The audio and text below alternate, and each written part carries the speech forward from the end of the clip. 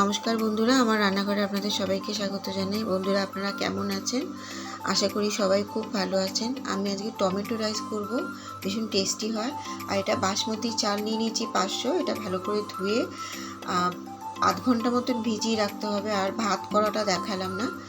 বড় টেবিল চামচে 2 চামচ সাদা তেল দিয়ে আর 1 চামচ ঘি দিয়ে দিলাম। ঘিটা দেবেন অবশ্যই, খুব ভালো লাগে খেতে। আর একটা বড় সাইজের পেঁয়াজ কুচি আর 4-5 কোয়া রসুনকে একটুখানি হালকা করে ভেজে নিচ্ছি। ভাজার পর এখানে লবঙ্গ, দারচিনি আর গোলমরিচ দিয়ে দিলাম। আপনারা সর্ষে দিতে পারেন, জিরেও দিতে পারেন। এটা ভাজা হচ্ছে। এখানে টমেটো, শুকনো লঙ্কা, আদা আর কাশ্মীরি লঙ্কাটা পেস্ট করে নিচ্ছি। করা হয়ে গেছে, এবার ঢেলে দিলাম।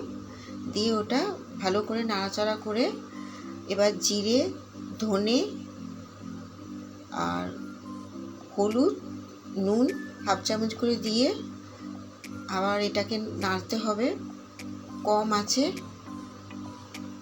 দেখুন নাড়তে নাড়তে তেল বেরিয়ে এসছে। এবার আমি এখানে অল্প একটুখানি জল দেব, যাতে আরেকটু ভালো করে মশলাটা কুক হয়ে যায়। আর এখানে একটুখানি চিনি দিলাম, যেহেতু টমেটো আছে।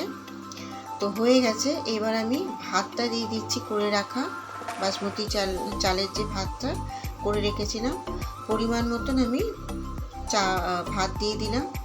দিয়ে আবারও ভালো করে নাড়তে হবে 5-6 মিনিট মতন। আর কাঁচা লঙ্কা আর টমেটো দিয়ে দিলাম। দিয়ে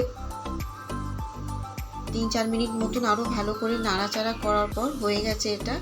আমি একটুখানি ধনেপাতা দিয়ে দিলাম, দিয়ে আবারও একটুখানি নাড়াচাড়া করছি।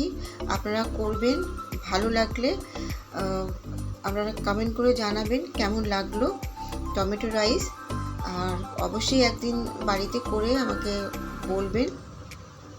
ভালো লাগলে লাইক, শেয়ার নিশ্চয়ই বন্ধুদের মধ্যে করে দেবেন।